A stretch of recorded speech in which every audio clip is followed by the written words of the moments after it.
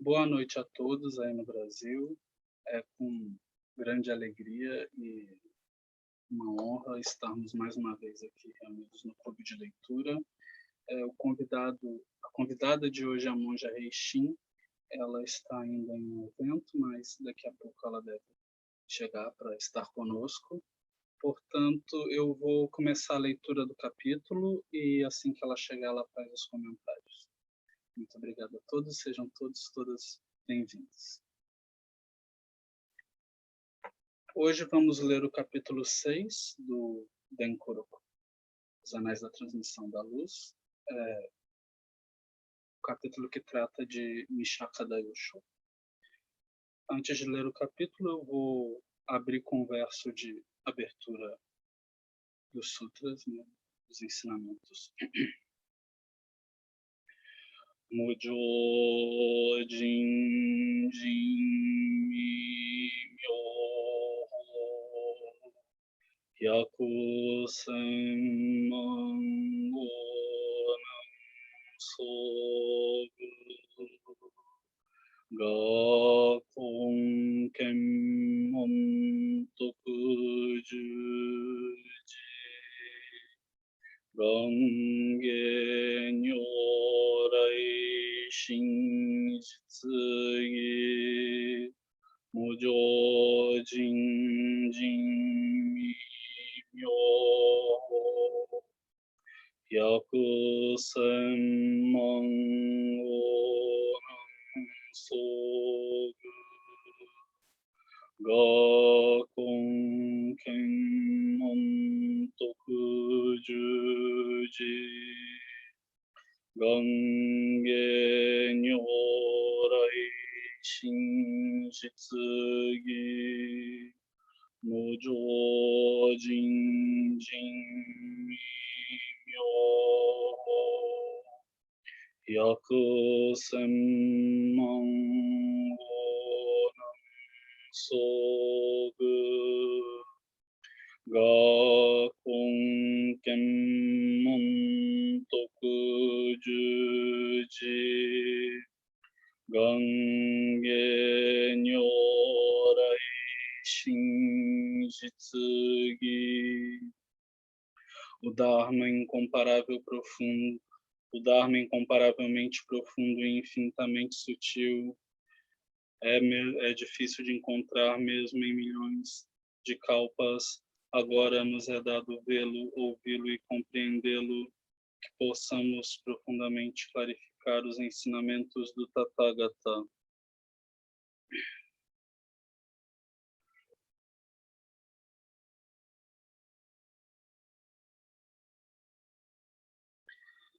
Denkoroku, Anéis da Transmissão da Luz, capítulo 6. Mishaka. Caso. O sexto ancestral foi o venerável Mishaka. O quinto ancestral lhe disse: Buda falou, praticar feitiçaria e estudar ensinamentos menores é como ser arrastado por uma corda. Você saber que, se deixar o pequeno riacho e imediatamente retornar ao grande oceano, você realizará o não nascido. Ao ouvir isso, o mestre refletiu e realizou o despertar. Circunstâncias.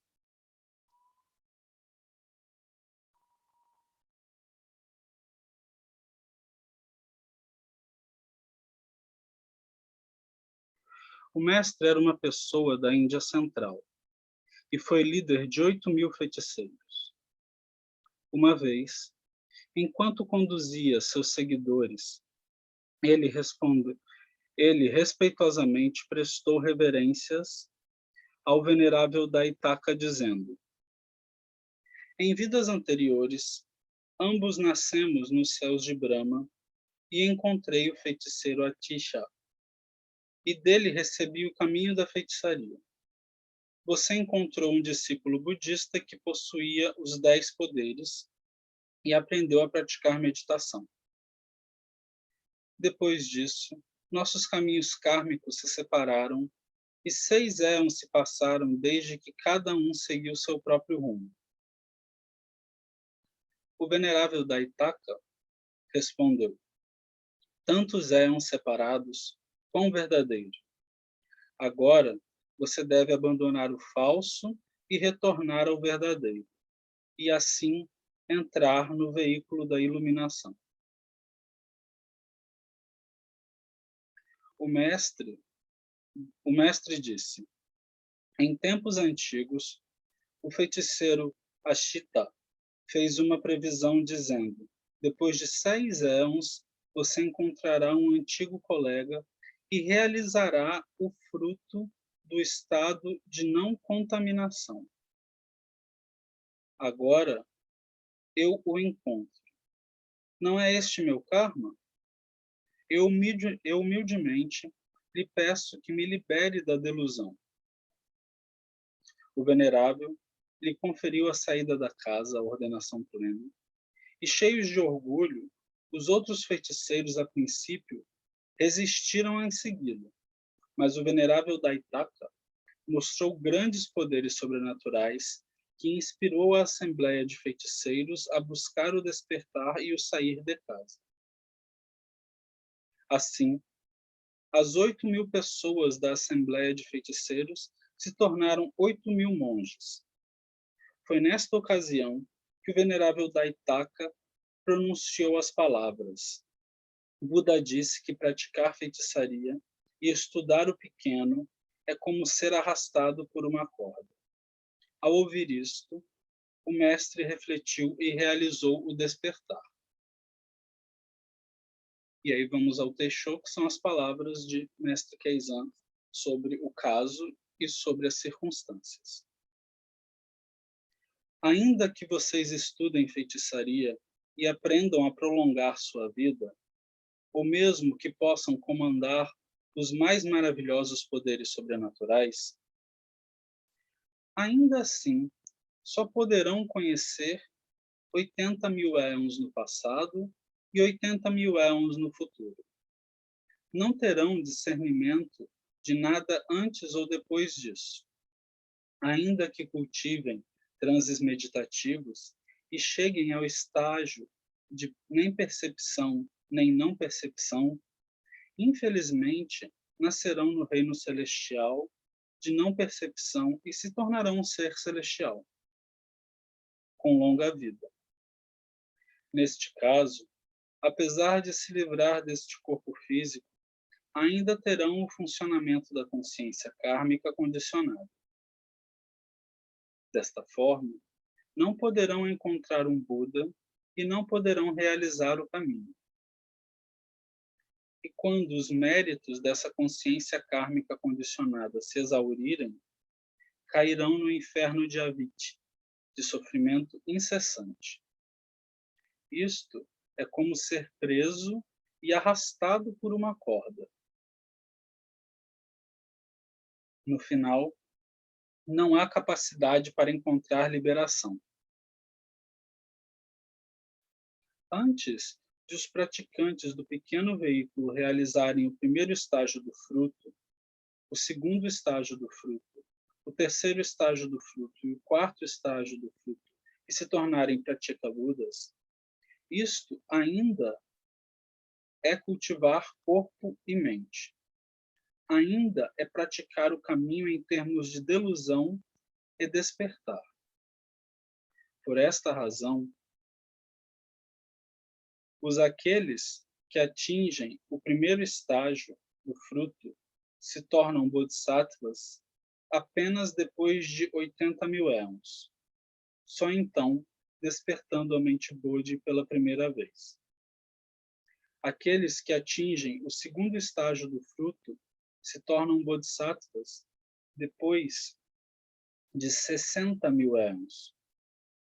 Aqueles que atingem o terceiro estágio do fruto esperam 40.000 éons, 40.000 anos antes de despertarem a mente Bodhi, enquanto os pratikas budas passam por 10.000 éons antes de se tornarem bodhisattvas. Apesar de eventualmente se tornarem bodhisattvas devido a condições auspiciosas no passado, infelizmente, como resultado disto, o girar da roda do karma não tem fim. Isto também é ser arrastado por uma corda. Estas pessoas não são verdadeiramente liberadas. Mesmo que destruam os 88 obstáculos de compreensão, os obstáculos sutis e as incontáveis delusões, de forma que nem um grão de poeira disto permaneça, ainda assim, isto é um esforço condicionado e não a perfeita realização do estado de Buda. Esforços como encontrar a natureza original, retornar à fonte ou esperar pelo despertar estão todos nesta categoria. Portanto, todos vocês, nem mesmo busquem a vacuidade, ou serão como seguidores de outros caminhos que estão perdidos em uma visão equivocada do vazio. Não permaneçam no kalpa vazio antes da voz majestosa, pois isto também é como um cadáver a quem o espírito ainda não deixou completamente. Não tentem colocar um fim às flores dos céus de dharmas ilusórios e penetrar a natureza original e verdadeira.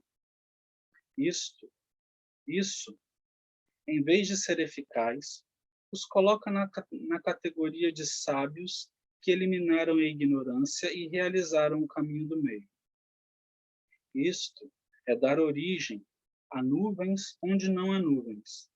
É dar origem a falhas onde não há falhas. Será como se fossem o filho destituído que deixa sua casa para vagar em uma terra estrangeira, ou um hóspede pobre viajando, bêbado do vinho da ignorância e da delusão. Pensem, como podem achar que são alguém e falar antes do nascimento e depois do nascimento?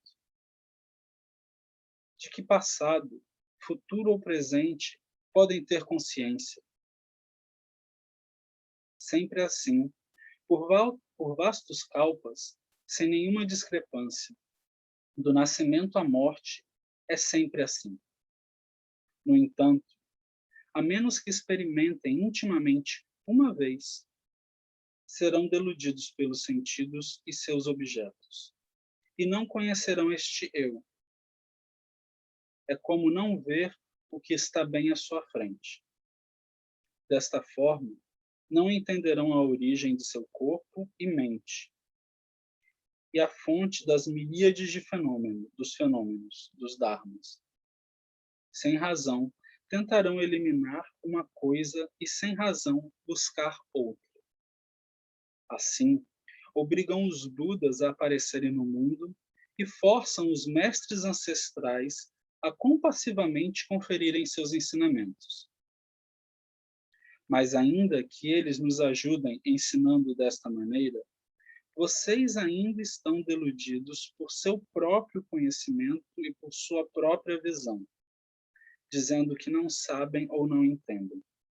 Mesmo assim, vocês não são realmente ignorantes, nem estão intimamente em contato com a verdade, mas vivem de forma vã em seus pensamentos e elucubrações, discriminando entre o certo e errado.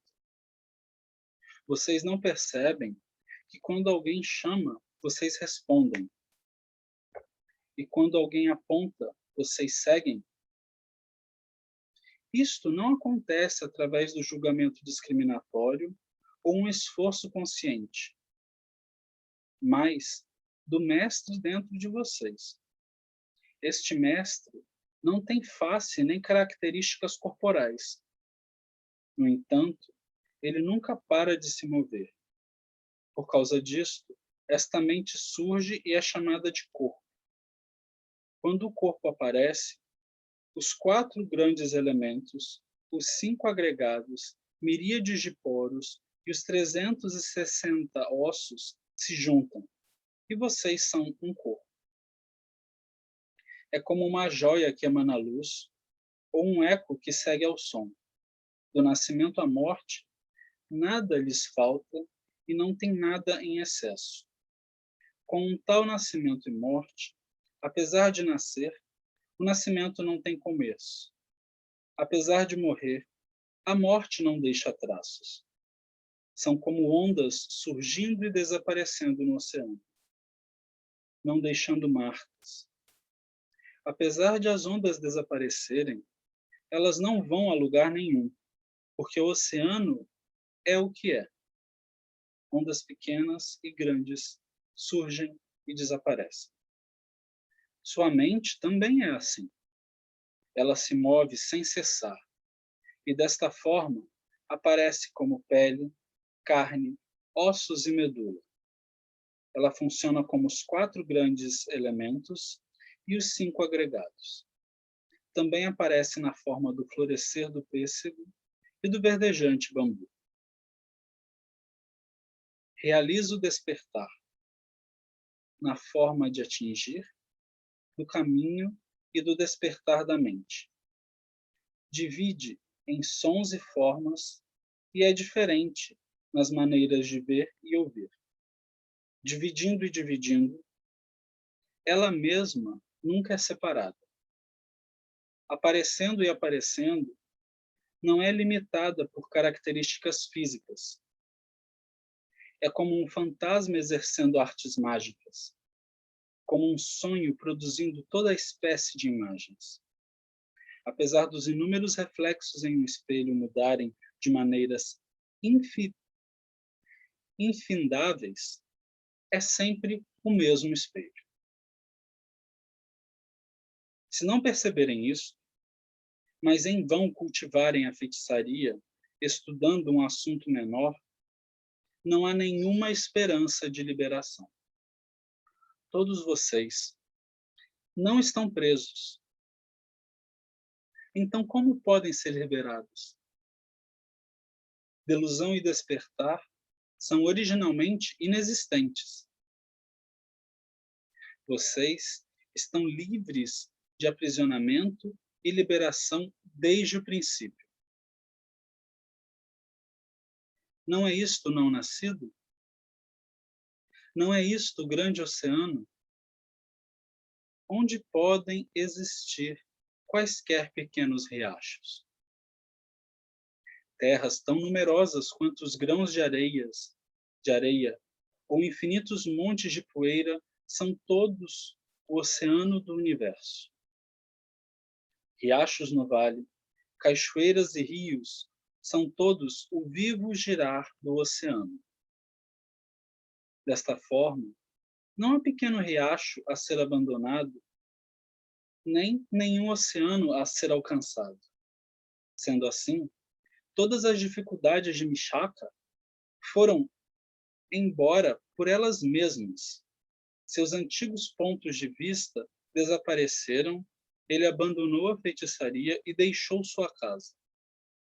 Esta é a expressão de condições kármicas. Além disto, se praticarem desta maneira e houver concordância entre os pensamentos e palavras, será realmente como amigos íntimos se encontrando, ou como o eu saudando o eu. Todos nadarão juntos neste oceano da natureza original e nunca estarão separados, nem mesmo por um instante. Se perceberem isto, deve ser a manifestação de condições kármicas. Não é assim? O grande mestre Bassô diz: todos os seres viventes, de inumeráveis kalpas até agora, nunca deixaram o Dharmadata Samadhi. O Dharmata Samadhi, no Dharmata Samadhi, eles usam roupas e comem, falam e conversam.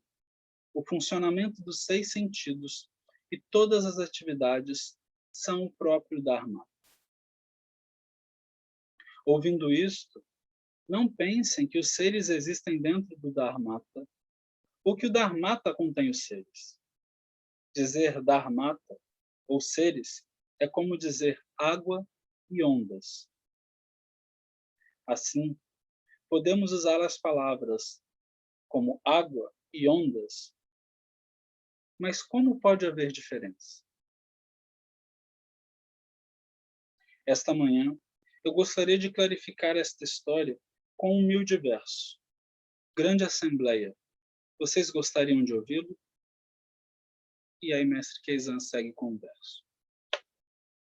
Se supormos que existe uma conexão com o céu, a água de outono é pura.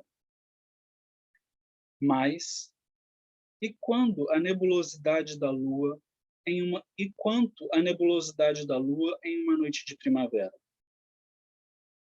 A maioria das outras pessoas deseja o que é claro e branco. Varrem e varrem, mas sua mente ainda não está vazia. E esse é o fim do 6º capítulo. Muito obrigado a todos. Seja muito bem-vinda, Rei Shin-san. Muito obrigado por nos agraciar com sua presença hoje. Deixo a sala com você e, por favor, fique à vontade para tecer os seus comentários. Muito obrigado. Shoei Sensei, todos dessa noite, primeiro as minhas desculpas, mas o compromisso com minha mestra Monja Koen Hiroshi, né? E hoje ser um dia especial do Memorial de Mestre Dogen, Mestre Keizan. Então, eu estive presente na palestra de Monja Koen Hiroshi no Facebook da Soto Zen da América Latina, né? Isso é uma experiência nova da Soto Zen da América Latina. A Soto Zen, aqui em São Paulo, está desenvolvendo uma série de atividades online, como essa iniciativa, né, dessa sala do Clube do Livro, né? Nós estamos nos encontrando e o que está muito bonito entre nós, estamos nos reconhecendo e nos conhecendo, não é? Estamos nos vendo pela telinha e, na verdade, nos tornando cada vez mais íntimos. E é uma alegria. Então, estando lá, eu estive aqui. Estando aqui, eu estou lá. Então, não há separação. Estamos juntos nessa sanga de Buda. E esse capítulo, eu li, estudei, fiz quadrinho para fazer comentário, fiquei aqui, né, debruçando, e o Dharma de Buda vai para lá, vai para cá, que nem um bambu, né? Que nem um bambu, e no fundo, o que esse capítulo, escrevi um pouco os comentários, porque vocês devem estar cansados também, eu não vou fazer uma releitura longa, mas foi muito interessante ler o Denkoroku. Nós criamos causas e condições para ler juntos, né, o Denkoroku. Essa experiência do Clube do Livro foi uma experiência, está sendo uma experiência maravilhosa nesse sentido, porque nós, do Zen Budismo, nós praticantes do Zen, nós precisamos retornar à fonte. Nós precisamos incessantemente retornar aos ensinamentos de Mestre Dogen e de Mestre Keizan. São os pilares da Soto Zen, né? E esses dias, eu tenho feito, nesse período da Covid-19, algumas atividades online, e uma que eu estou apreciando demais é a sala de leituras de sutras. Agora estou lendo Daikan Eno, o Sexto Ancestral, e também todos os domingos às 20 horas, lendo Fukanza Zengi, também no YouTube. Lendo Fukanza Zengi todo domingo, né? E o que está acontecendo? Quando eu li esse capítulo 6º, eu percebi a familiaridade das reflexões com o Fukanza Zengi, né? Por onde caminhou o texto de Mestre Keizan, no caso do Mishaka, né? De Mishaka, vários aspectos está dizendo o quê, né? A mente discriminatória e a natureza Buda. Natureza Buda inclui mente discriminatória também. Mente discriminatória, o que é? Que palavras são essas que a gente fica separando a experiência íntima da natureza Buda, né? E o Fukanza Zengi revela isso, e eu encontrei Fukanza Zengi neste capítulo. Por quê? Porque Mestre Keizan, ao fazer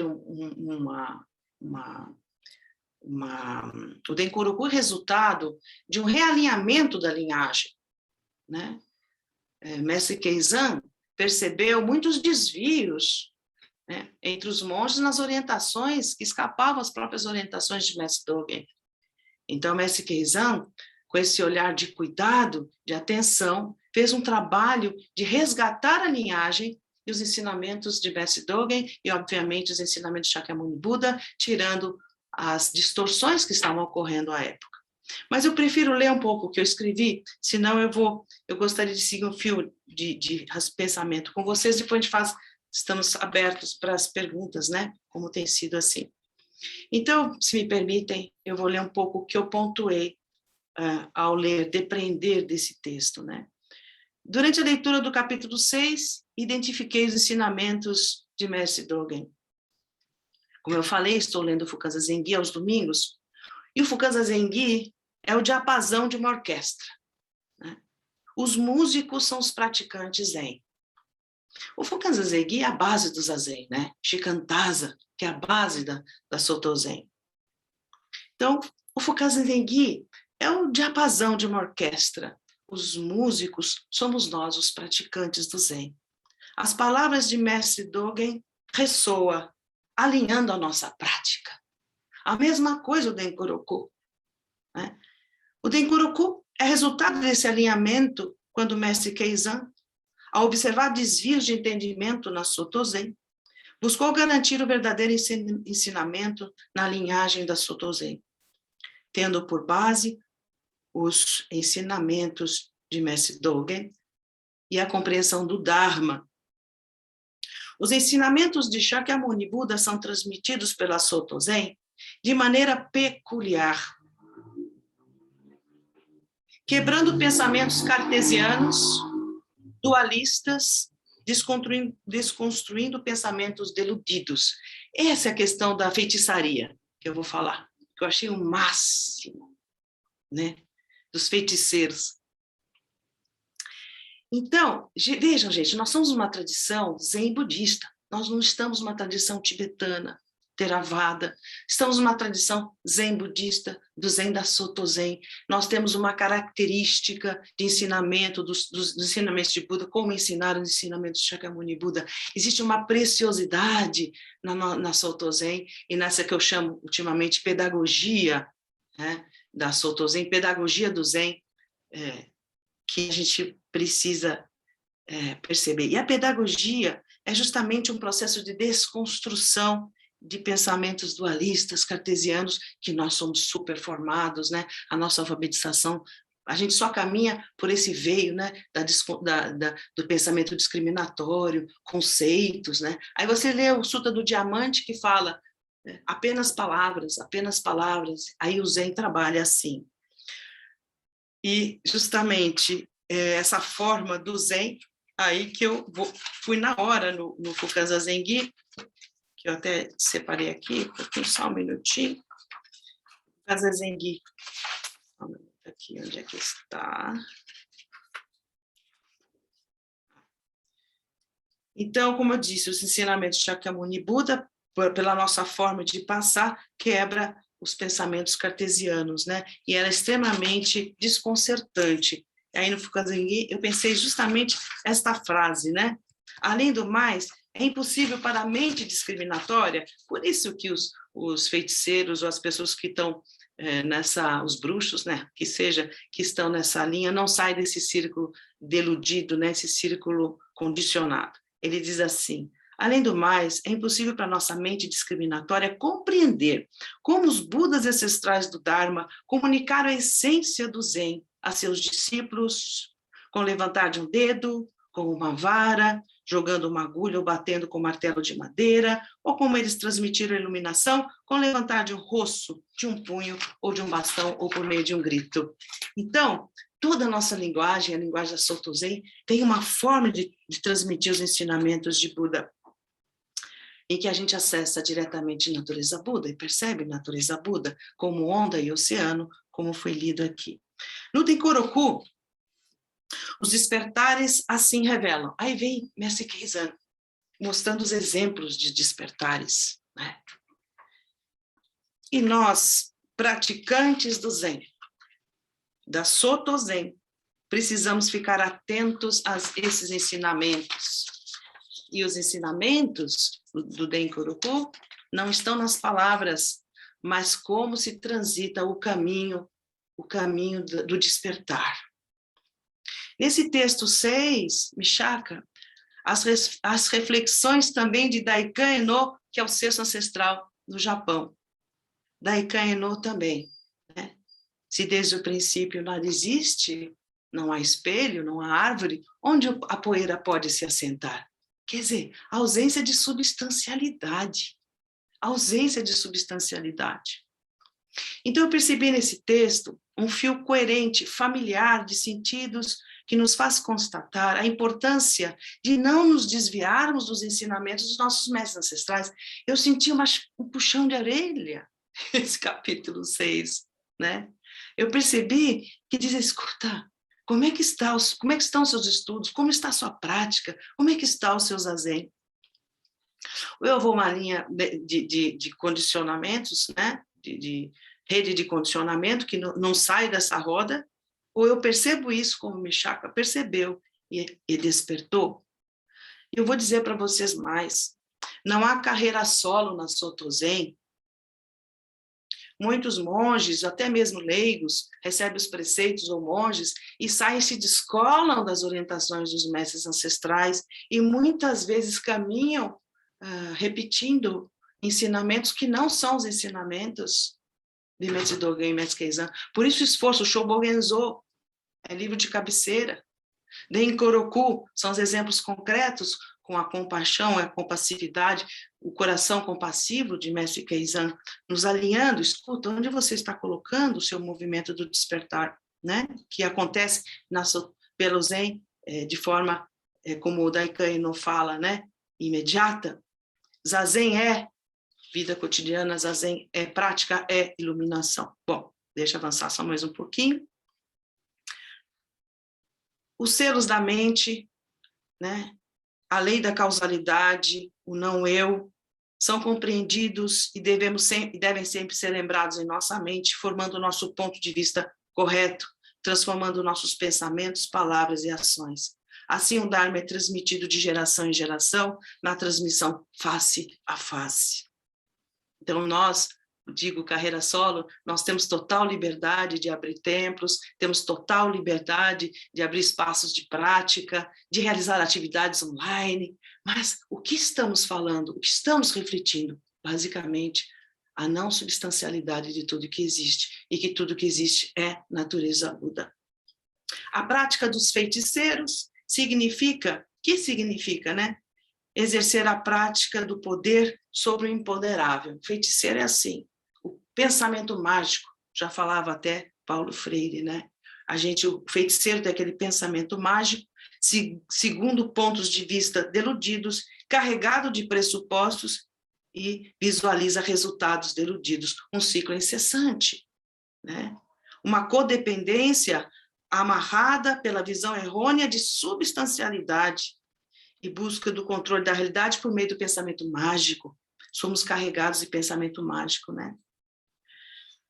Aí vem, de novo, o Fukan Zengi em minha mente. Contudo, se no início houver a menor diferença entre você e o caminho, o resultado será uma separação maior do que aquela entre o céu e a terra. É isso que o capítulo 6 inspira, né?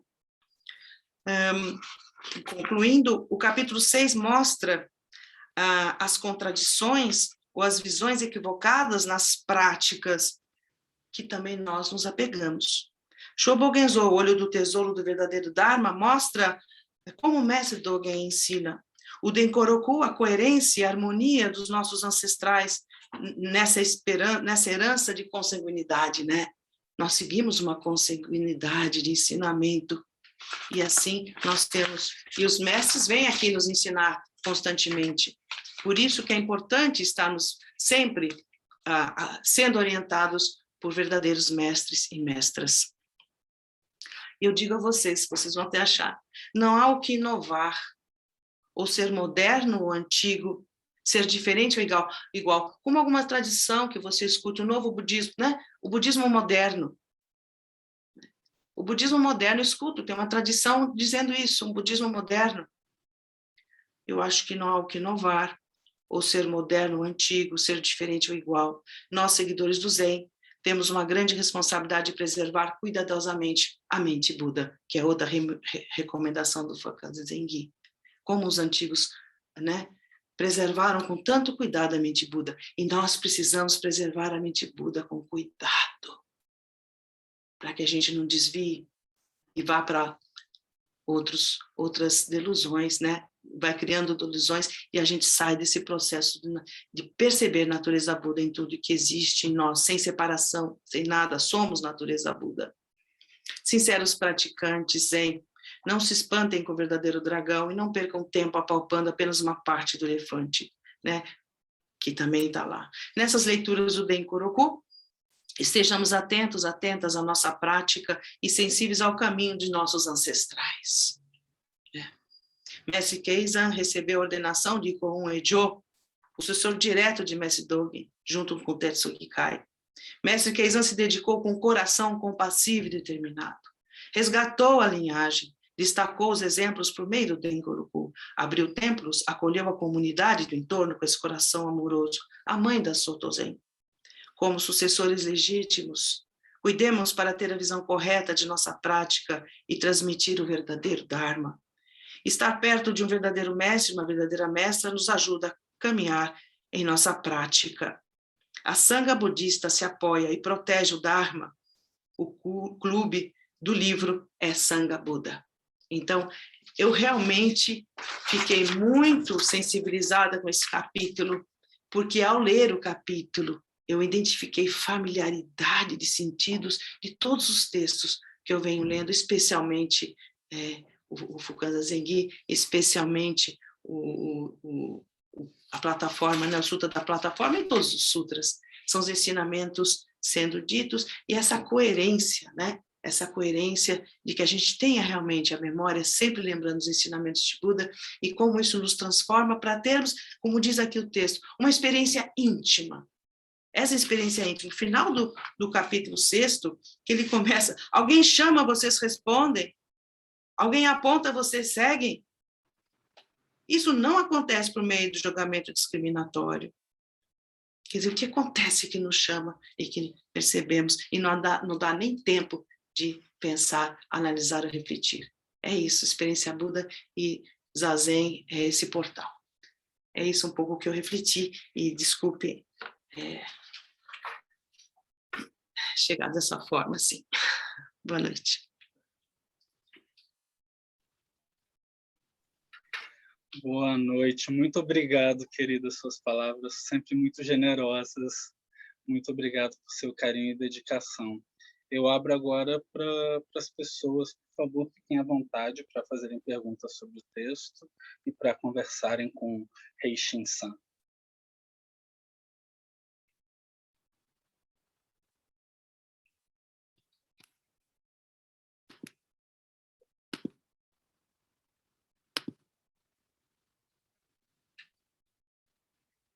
Eu queria só fazer um comentário, né? Esses textos não são simples, né? Shuei Sensei. E aí, o que acontece? A gente entra na armadilha das palavras, né? Uma coisa que eu tenho desenvolvido no nosso curso de Introdução ao Zen Budismo, módulo de aprofundamento, é isso. Nós nos apegamos às palavras e elas como se começasse, a gente não flui, né? E a gente tem que desenvolver nas palavras o que elas nos inspiram, né? O que surge na nossa mente daquelas palavras. E aí é o seu entendimento, né? Então, os textos são realmente, são propositalmente assim, eu acredito, para nos pegar, né?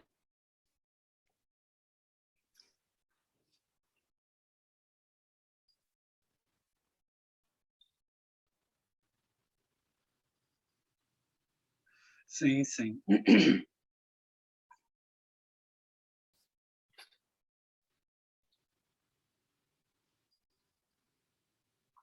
Eu acho que tem muitas pessoas ausentes, né, com a câmera desligada, a pessoa está com fome, é hora de jantar. Gente, hora de jantar, vamos descansar, né?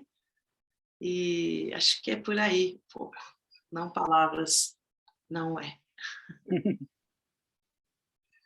Sim, eu só gostaria de destacar 2 pontos no texto, que são pontos, assim, chaves, interessantes, né. Assim, esse texto, o texto de Michaka, é a primeira vez que mestre Keizan usa o exemplo das imagens do touro, sem usar as imagens do touro, né. Porque quando ele fala que, logo no início, né, ele faz a citação, porque, veja bem, o caso, ele é uma citação direta ao Keitoku Toroku, né, que é o livro original, em chinês, né, que mestre Keizan vai se referir. Provavelmente o que está acontecendo, assim, para a gente entender meio que o pano de fundo, mestre Keizan está com esse livro em mãos, e aí ele abre o caso, lê e ele faz o comentário. Então, o que a gente está ouvindo é isso, é uma palestra do Dharma dele, né? Não é assim, ele não pegou, parou, sentou e escreveu, né? Ele está falando, né? A gente está ouvindo a fala dele ali. Então, quando ele vai citar o Keitoku Denkoroku, quando ele tem uma parte que ele fala assim, né? Praticar feitiçaria e estudar ensinamentos menores é como ser arrastado por uma corda. Esse ser arrastado por uma corda é uma citação direta à imagem do búfalo, do touro que é puxado, porque você encontra o touro, você doma o touro e em determinado momento você passa a puxar o touro, né? Você ter controle sobre o touro, né? Então, as práticas que a tradução ficou como feitiçaria, mas que não é uma tradução muito precisa, né?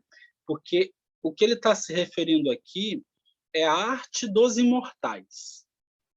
O kanji que você encontra no original, ele é o mesmo kanji que a gente encontra quando a gente lê o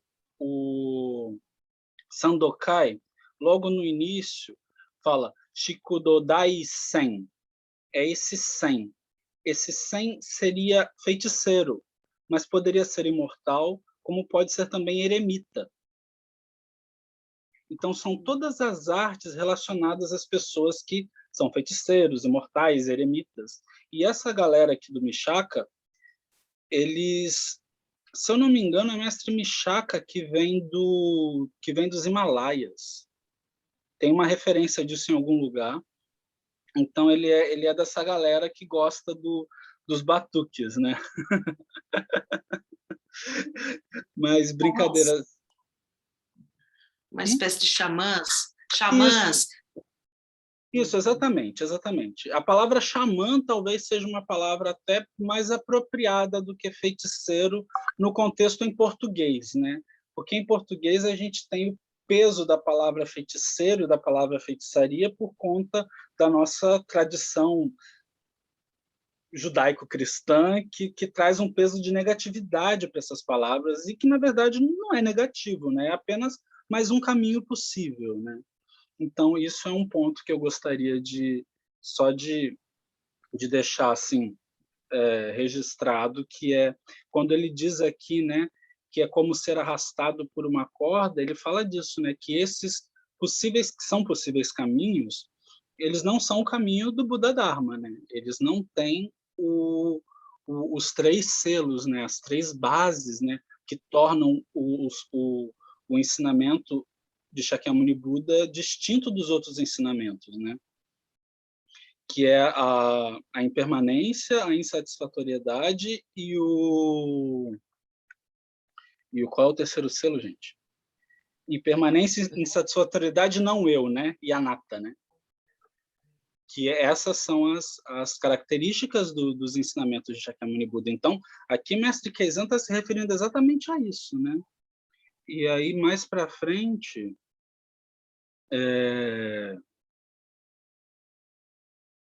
em determinado momento ele fala dos 4 estágios, né? E aí eu coloquei uma nota para explicar os 4 estágios, porque muitas vezes a gente não tem essa tradição desse estudo básico, né? E assim, quando o mestre Keizan e o mestre Dogen eles estão fazendo citação, eles estão falando, eles pressupõem que as pessoas saibam o que eles estão dizendo, né? Então, assim, quando ele fala aqui dos 4 estágios, né? Ele está se referindo aos 4 estágios vistos pela tradição Theravada, pela tradição dos antigos, né? Então, assim, isso é um ponto muito importante. Por isso que eu trouxe aqui no texto, nas notas, a explicação dos estágios, né? E aí depois, o mestre Keizan ele vai falar também sobre obscurecimentos mentais e ele está refutando a escola Tendai aí nesse aspecto, né? Mais à frente. Então é basicamente isso. Mas assim, o ponto principal é o que a gente tem que levar para a nossa reflexão de prática, né?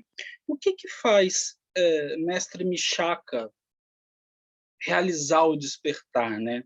Porque é muito interessante, porque cada mestre ele vai ter no caso, ele vai ter meio que uma palavra-chave, né?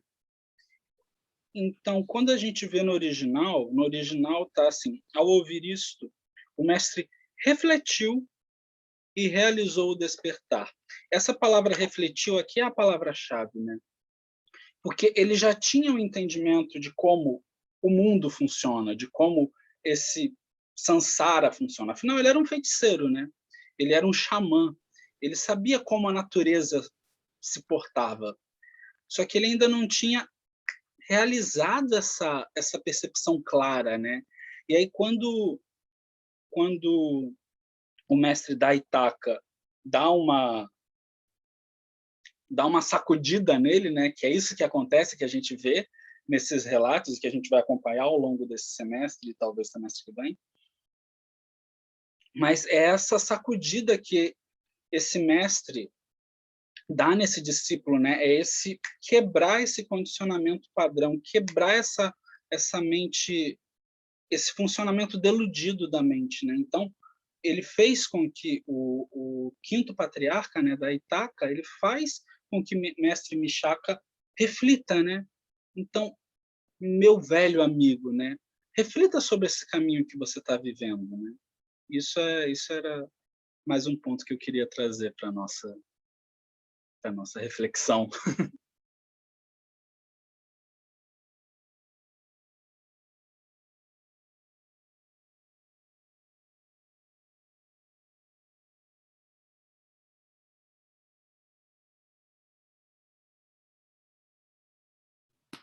Mas você vê que mesmo assim o Daitaka mostrou grandes poderes sobrenaturais que inspirou a Assembleia de Xamãs a buscar o despertar e o sair de casa, né?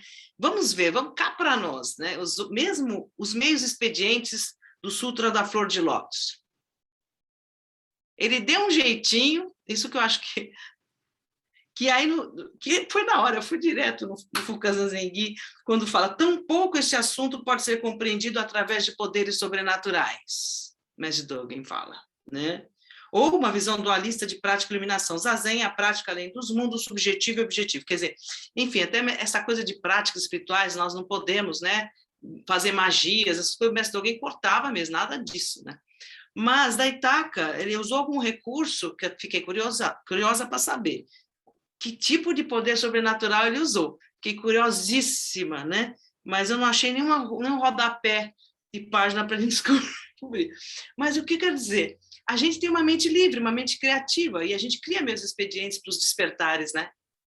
E mesmo Michaka levou alguns eons, né, para isso também, né, Shuei Sensei? Alguns eons. Sim, sim. Veja, mestre Daitaka, no capítulo anterior, quando é referido à história de Daitaka, é muito interessante que é uma história em que Daitaka trava uma luta ou uma contenda com o rei dos demônios, com o rei, com a manifestação de Mara, né, que é tema, que é a manifestação entre muitas aspas, né, física desse grande rei demônio, desse grande deludor, desse grande fazedor de delusão. E delusor. E em determinado momento, quando esse demônio sofrendo, né, porque Daitaka dá um jeitinho de colocar uma guirlanda de cadáveres nesse demônio, e esse demônio vai nos céus de Brahma e fala com os seres celestiais, e aí os seres celestiais dizem, você tem que pedir arrego eu estou usando aqui as minhas palavras, né? Isso não foi o que exatamente os seres celestiais disseram, mas foi mais ou menos isso. Você tem que pedir arrego para o discípulo de Buda que possui os 10 poderes. E aí é interessante, né? Porque esse negócio do discípulo que possui os 10 poderes, esses 10 poderes são os meios hábeis que estão ali para você demonstrar o despertar, né? Então, assim, a Kyo-Hosan, ela até compartilhou aqui, e eu vou ler, que tá assim, né? Os 10 poderes, né? É o poder do possível e do impossível, o poder do conhecimento, o conhecimento da retribuição das ações, né? Do karma, o conhecimento das dhyanas, né?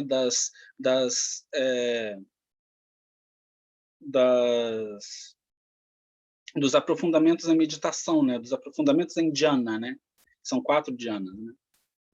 O conhecimento do grau das faculdades morais, o conhecimento das aspirações dos seres, o conhecimento das disposições adquiridas, o conhecimento do caminho que conduz aos vários destinos, o conhecimento das antigas moradas, das nossas vidas anteriores, né?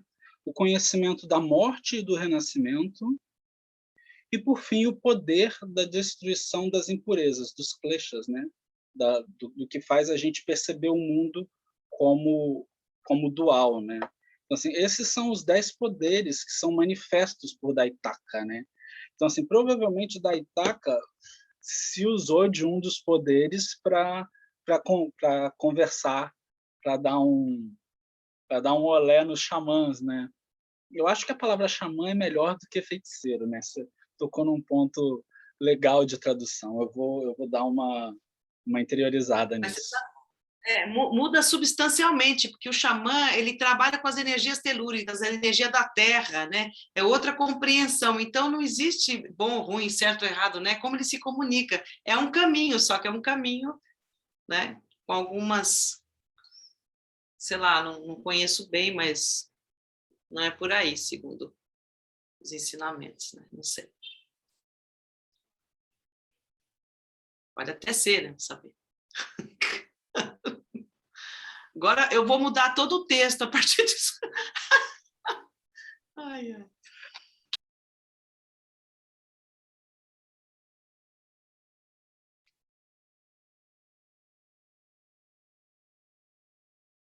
Alguém teria alguma pergunta para Reixin-san? Por favor, fiquem à vontade. Ainda temos alguns minutos antes de encerrarmos o nosso encontro.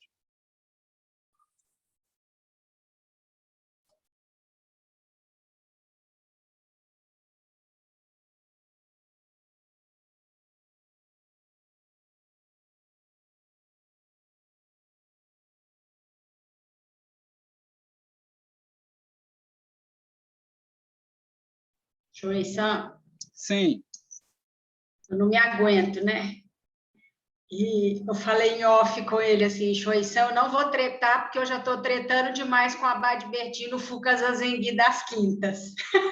Eu não vou tretar hoje. Ele falou, pode tretar, então estou autorizada, viu, gente? Mas é porque esse texto é muito claro, né, sobre o sobrenatural, sobre, para nós, os espíritos, né, a gente tem muito, né, na nossa sociedade essa presença dos espíritos, xamãs. O meu mestre é um mestre meio xamânico, né, Shoei-san? Eu acho até que por causa da formação dele em... como é que chama aquela prática da floresta? Shugendo. Ele foi Shugendo durante muitos Ele é anos, mestre né? Shugendo, ele ficou 3 anos na floresta sozinho, então ele tem uma experiência muito profunda com o sobrenatural, né? Digamos assim. E eu e Shoei-san, a gente participou de algumas cerimônias no Japão, da Soto Zen, não era do shintoísmo, que tratava disso, né, Shoei-san? E aí eu sempre olhava com um olhar meio reticente e falava, isso não é budismo, isso é da cultura do Japão, por causa da herança do shintoísmo, né? E aí, o meu questionamento é esse, por que a Soto Zen mantém essas cerimônias, né? Se é claro para a gente que isso não... desde Buda, né? Existem falas de Buda nesse sentido. E ele tinha um mestre paranormal, ele tinha um aluno paranormal, né? Buda. Eu lembro porque lá em Yokoji, quando foram fazer as pinturas daqueles... eu acho que são 10 principais discípulos, e o Orochi foi me ensinar. Um deles era que tinha poderes sobrenaturais, paranormais, né? E aí, meu questionamento é esse: aquelas cerimônias que a gente assistiu, que você sabe que existem, né? São para atender o quê? O pessoal que é do shintoísmo e do zen, que tem essa mistura lá, porque eles misturam muito, né? Eu vejo como o paia, né? Eu vejo como meio hábil. É um meio hábil para você acessar aqueles praticantes, né? Porque o Zen, ele muito cá entre nós, nessa conversa aqui desse grupo, né? Muito cá entre nós, o Zen não é para todos, no sentido de que não é palatável, né? Não é palatável. Realmente é muito áspero, é um caminho muito difícil, né? Então, às vezes, a gente coloca um pouquinho de calda de chocolate em cima, né? Para dar uma enganada, para deixar mais gostoso, né? Assim, para descer melhor, né? Porque, por um exemplo, eu acho que eu gosto muito de sorvete de cupuaçu, ele é meio azedinho, né? Mas eu aprendi a gostar, né? Porque criança não gosta, né? Criança não gosta de azedo. Então, minha mãe colocava calda de chocolate em cima para descer melhor, né? Eu gosto desse exemplo, porque é isso, são meios hábeis. Shakyamuni Buda, quando ele ensinou para mais de 300, ele ensinou para mais de 300 e sei lá quantas mil vezes, para mais de 80 e tantos mil discípulos, e cada discípulo teve um tipo de ensinamento adequado para aquele discípulo, para aquela mente. O que a gente encontra aqui é isso, né? Então, assim, eu acho que um dos grandes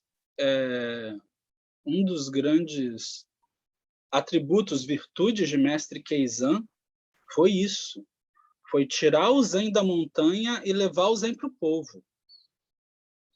Tudo bem, é importante que exista uma prática, entre muitas aspas, pura na montanha, né? Mas se você não acessa o povo, se você não acessa as pessoas, do que adianta a sua prática? É para satisfazer a você somente?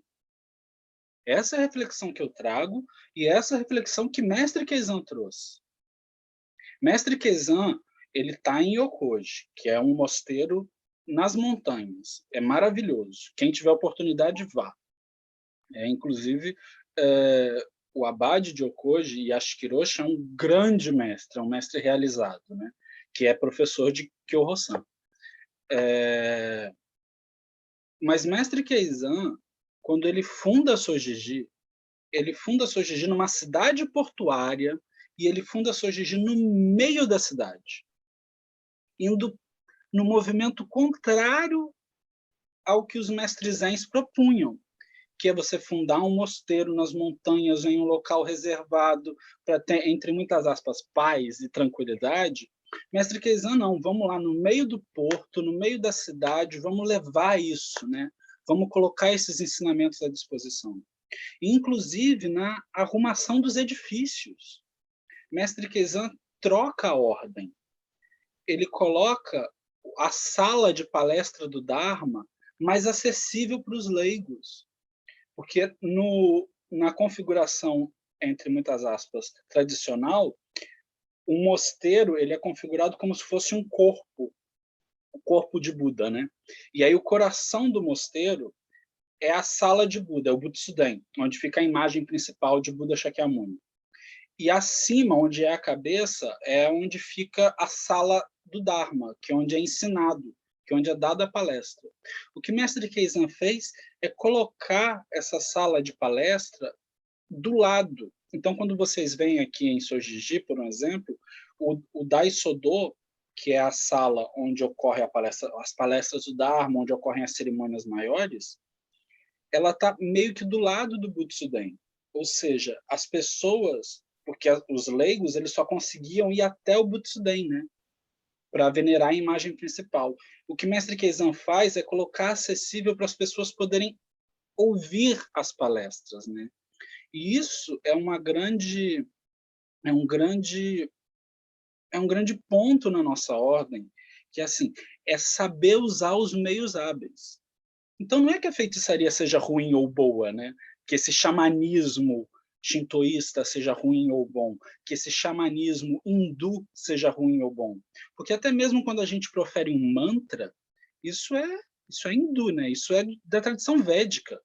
Isso é xamanismo védico, né? Isso é magia védica, né? Então, assim, você está ali proferindo palavras de poder. Quando a gente faz o Dairishin Dharani, os Dharani são palavras de poder, né? Então, essas tradições védicas, essas tradições mágicas, elas existem no budismo desde que o budismo é budismo. A questão é você saber usar os meios hábeis e ensinar isto, né? Porque em um primeiro momento você vai usar esses meios hábeis, talvez para conseguir acessar esses corações, para conseguir acessar essas pessoas. E depois, no momento seguinte, é possível que você explique para essas pessoas que até mesmo esses meios hábeis, eles não são necessários. Que é o que Mestre Keizan faz de forma magnífica durante esse texto todo, né? Isso é um pouco da minha compreensão disso. Eu gostaria de ouvir um pouco a Reishin-san sobre essa questão que o Rossan colocou. Eu gosto muito Nós estamos lidando com palavras e conceitos. Vocês veem, inicialmente feiticeiros, foi para xamã, né? Isso dá alguma mudança, talvez, mas pensamento mágico existe.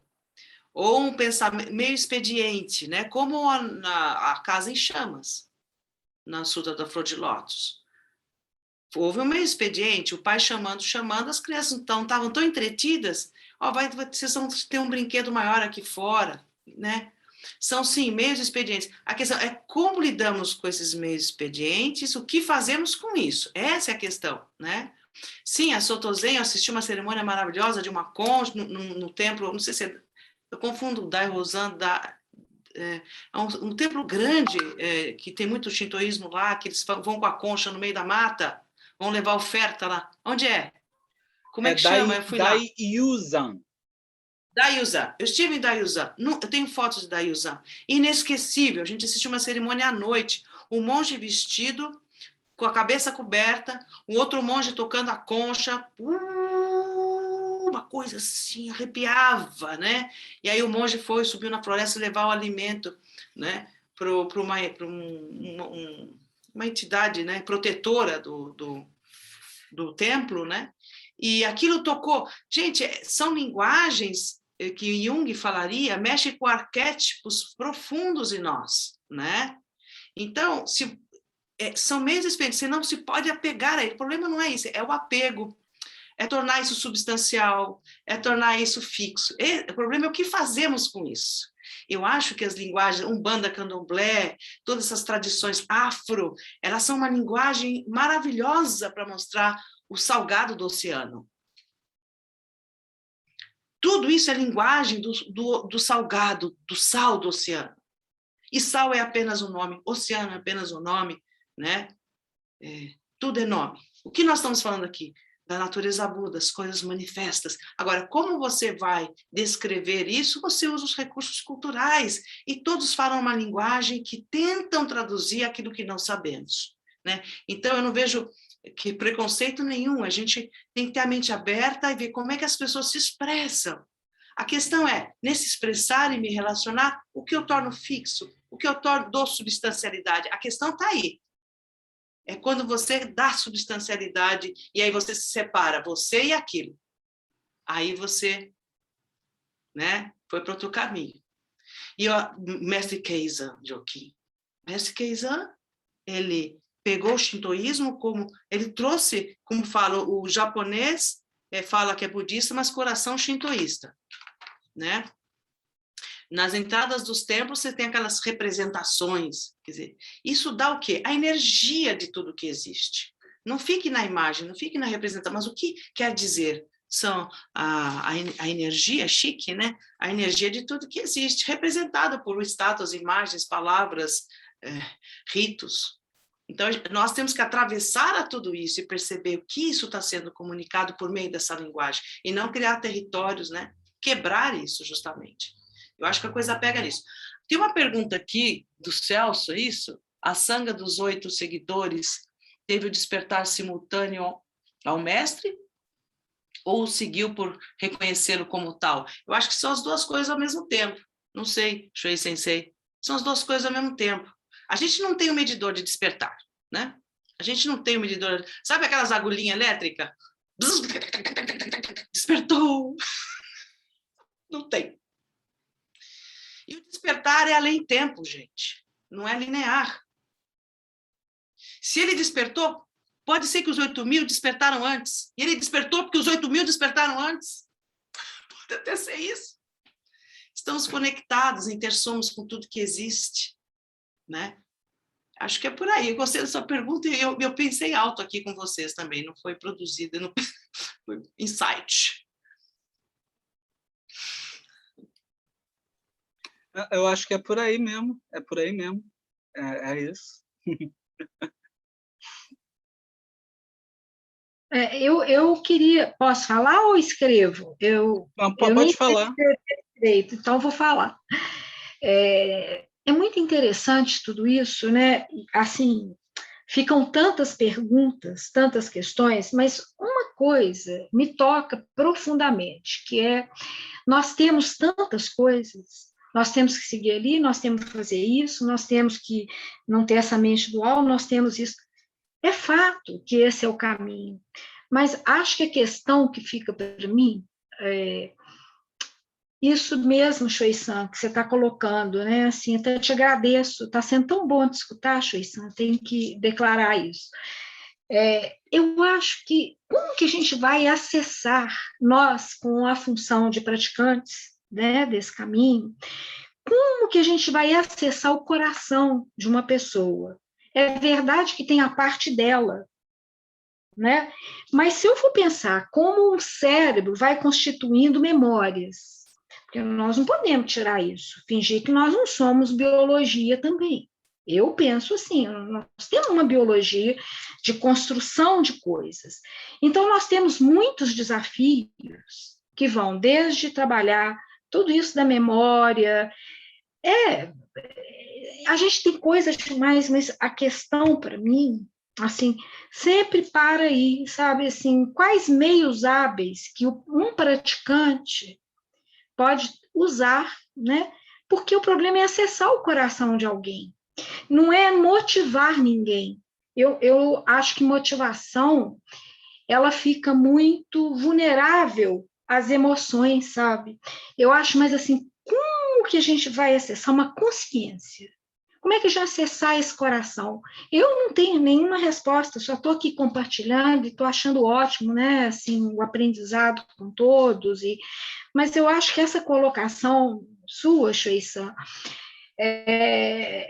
para mim, ela me toca profundamente, sabe? Profundamente. Parece que é o ponto onde eu paro com as minhas perguntas, porque que eu sei que a gente tem isso, tem aquilo, tem aquilo, tem aquilo. Isso eu sei que eu tenho. Mas o que vai acontecer ali? Tem o trabalho daquele indivíduo, mas e nós, praticantes? Temos que sair da montanha. Gostei, achei linda essa imagem, sabe, Shuei-san? Assim, como que a gente vai sair da montanha e fazer isso que o mestre Keizang, na sua leitura, que você deixou claro, né? Mas, assim, como que a gente vai fazer isso? Porque eu falar com uma pessoa que ela tem que ir, olha, tem dia que eu fico, assim, tanto tem que eu tenho vontade de falar, não tem nada, porque eu não estou dando conta de tanto tem que. Sabe? Assim, deve ter alguma coisa, assim, meio hábito sésamo, sabe? Alguma coisa assim, o que é que toca um coração? O que é que toca algum lugar, né? Que nós, praticantes, poderíamos, através de meios hábeis, né? Tentar chegar, né? Eu estou achando, assim, muito bom estar nesse grupo, né? Quero agradecer, porque eu tive que fazer um monte de troca para conseguir estar aqui, né? Mas, assim, que bom que eu estou aqui, sabe? Porque eu acho que essa é a questão mesmo, assim, o que nós vamos fazer? Porque tem que estar dureza, sabe? Se eu falar isso para um paciente, você tem que isso, você tem que aquilo, a pessoa vai falar, pelo amor de Deus, eu sei que eu tenho que ir, mas aqui me acolhe, toca algum lugar na minha alma, no meu coração, toca em algum lugar para que eu desenvolva uma consciência e não uma motivação, né? Bom, estou só compartilhando e agradecendo aí, né, os aprendizados. Estou muito feliz de estar aqui no grupo. Muito obrigado, querida. Eu só gostaria de pontuar uma questão assim muito muito bonita que você colocou, né? Essa questão não é motivacional, né? O Zen não é grupo motivacional. E esse é um dos problemas da atualidade, né? A gente tem muito coach por aí, né? Tem muito coach motivacional que não resolve, né? Não que algo tenha que ser resolvido, mas não acessa o que de fato tem que ser acessado, né? Eu vejo que o que a gente vê com esses mestres ancestrais é que essa relação de mestre e discípulo, isso é um ponto que eu gosto muito de frisar, e que mestre Keizan está frisando bastante, né, ao longo do texto. Isso ocorre pela relação mestre-discípulo, né? Aquele mestre, ele acessa aquela a mente do discípulo, né? E o discípulo, em contrapartida, acessa a mente do mestre, né? Então, é um caminho duplo, né? É um encontro duplo. E aí a gente está vendo os meios expedientes, os meios hábeis que esses mestres usam para com esses discípulos e que esses discípulos também usam para com os mestres. É importante a gente observar isso, né? São meios expedientes, são meios hábeis, né? Então, por exemplo, uma coisa muito importante dentro do Zen é o Dokusan. Monge não existe sem Dokusan, ponto. Você tem que ter uma relação íntima com seu professor. Não tem negociação. Isso no Zen não é negociável não fazer Dokusan. Não é negociável você não conversar com o seu professor. Porque esse encontro é um momento muito importante. É um momento de extrema intimidade e é um momento de extremo desvelar do professor e do aluno, né? Do professor, professora, do aluno, aluna, né? É importante frisar. Mas é uma relação muito importante, né? Então, assim, é um meio expediente muito poderoso. Então, se a gente vê, por exemplo, para os leigos, para as pessoas que talvez não sentem zazen, ou que talvez não tenham uma intimidade com os nossos textos, se a gente vê as cerimônias sendo usadas, uma roupa especial sendo usada, alguma coisa externa sendo usada, para os monges, o meio expediente está ali no contato direto com o professor. É isso que Mestre Keizan está colocando aqui, né? Esse contato direto é o meio que vai te levar a acessar o caminho, né? Os tibetanos chamam isso de Guru Yoga, né? É a yoga do guru, né? É você acessar a mente do professor e o professor acessar a sua mente, que é a mesma mente acessada por Shakyamuni Buda lá atrás, né? Lá atrás. Então é muito importante a gente ter consciência disso, né? Desses possíveis meios hábeis, tanto para leigos quanto para discípulos, para monásticos, né? Rei-Shin-san, por favor, complemente. Eu acabo falando demais, desculpe. Não, mas tem sem intenção de intenção, né? Eu acho que a gente tem que parar de querer ter um papel sobre o outro.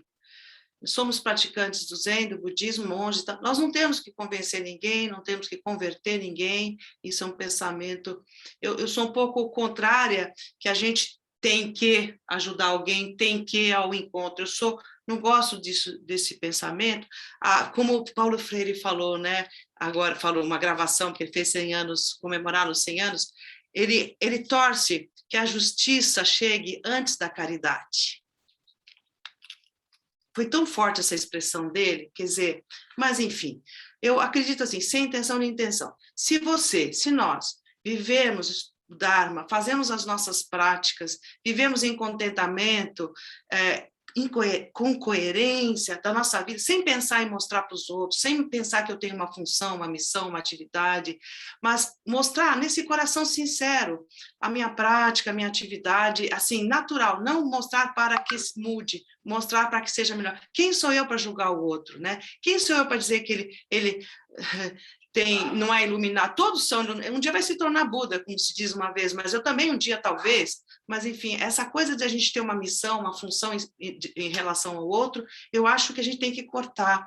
Mas viver plenamente a nossa realidade, cada um com a sua vida, que isso já é um olhar, isso já faz bem para o ambiente que você está, mas não fazer para isso, né, sabe? Então, eu desisti de fazer qualquer... Eu não acredito nisso, né? O que eu posso fazer? Sou monja, então eu faço casamentos, faço palestras, eu falo com todo o meu coração aquilo que acredito, misturo cultura de paz, não violência, Dharma de Buda, misturo Paulo Freire, Piaget com Mestre Dogen. É uma coisa gostosa, porque eu estou feliz naquilo que eu estou fazendo, e aquilo eu comunico. O que a pessoa vai fazer com isso? Não sei, não é a minha questão, né? Mas, no fundo, tentando dar conta disso. Agora, se eu vejo pessoas com muito sofrimento, com muita dificuldade, e ela tem... Aí a empatia, né? A empatia, que isso a gente tem que, sim, não nos colocar no lugar do outro, não existe isso, se colocar no lugar do outro. Não existe, mas colocar ao lado, ombro a ombro. Então, tem uma série de coisas, talvez o pensamento judaico-cristão de obrigação de caridade, de fazer o bem. O que é não fazer o bem, não fazer o mal, fazer o bem a todos os seres? O que é? Ter essa empatia em sabedoria. Uma sabedoria empática, né? Uma coisa que você sente, mas talvez você ficar quieto, você está ajudando mais. Às vezes um copo d'água está ajudando mais, às vezes uma palavra. Então, aí a gente percebe, sabe? A gente cria uma acuidade de saber até onde vai. E se deu um passo a mais, percebeu que não foi legal, sai, né? É assim, a gente aprende, cada relação é uma relação, né? E o importante é a gente ter sinceridade de coração na nossa busca, né? Junto com como Shuei Sensei destacou, Dokusan, né? Quem puder estar perto do mestre, maravilhoso, mas tem muita gente que não está. Marca online, não perca essa coisa do alinhamento, né? Porque a gente realmente... Mas a gente está fazendo o que podemos fazer nas nossas condições, né? Agora, é um pouco por aí, sabe? De uma certa forma, eu tenho refletido muito desse jeito, né? Eu, inclusive, quero te agradecer pelas suas reflexões, foram ótimas, assim, anotei uma série de coisas, mas muito obrigada, porque acho que você colocou muita coisa, na verdade, assim, né, um monte de coisa, mas muita coisa bacana, muita reflexão, né, quero te agradecer. Tô com elas aqui dentro de mim. Estamos juntos na sanga de Buda. Eu assino embaixo, né, Reishin-san? Eu acho que é um achismo meu, né? Assim, a nossa prática é a nossa testemunha, né? Assim, o que a gente pode levar para as pessoas é a nossa prática, né? É a nossa prática. Mais do que tudo é a nossa prática, né? E aí, ao longo do desenvolvimento da nossa prática, vão surgindo os meios hábeis para determinadas situações, para determinadas pessoas. Eu posso usar o meu exemplo. Eu aprendi muito com o meu professor, Saikawa Roshi, ajudando ele a fazer uma vala para canaleta de chuva. Estava lá eu e ele batendo ali no concreto com uma picareta. Não falamos nada um com o outro, estávamos apenas batendo ali. E nesse momento, nesse instante, ele me ensinou muita coisa, né? Então, assim, são os meios hábeis, né, que são possíveis através da nossa, que se manifestam naturalmente, eu diria, assim, é um pouco complicado usar esse naturalmente, mas que se manifestam naturalmente por meio da nossa prática, né? Nossa prática é nossa testemunha. Eu acho que nós excedemos um pouco o horário, eu peço desculpas a vocês. Eu vou deixar, então, Reishin-san com suas considerações finais. Por favor, fique à vontade, a sala é sua, e depois encerramos.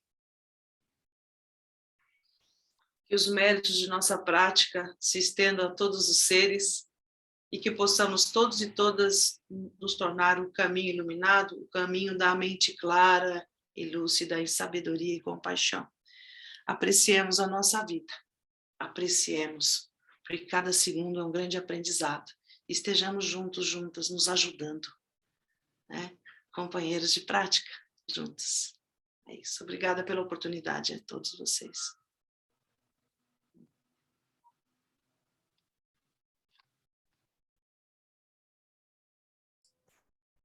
Obrigada e boa noite. Muito obrigado a todos vocês. Fiquem bem no Brasil, se cuidem, mantenham o distanciamento social, mantenham as medidas sanitárias necessárias, né? Usem máscara, tomem vacina, por favor, é muito importante, tomem vacina. Eu tomei a segunda dose faz 2 dias, estou seguindo aqui com a devida reação, mas tudo bem. Precaução. Então, se cuidem, por favor. Do lado, nesse canto aqui, vai ter um botão para você se inscrever no canal do YouTube, e nesse lado aqui vai ter a lista dos vídeos desse semestre e do semestre passado aqui em cima.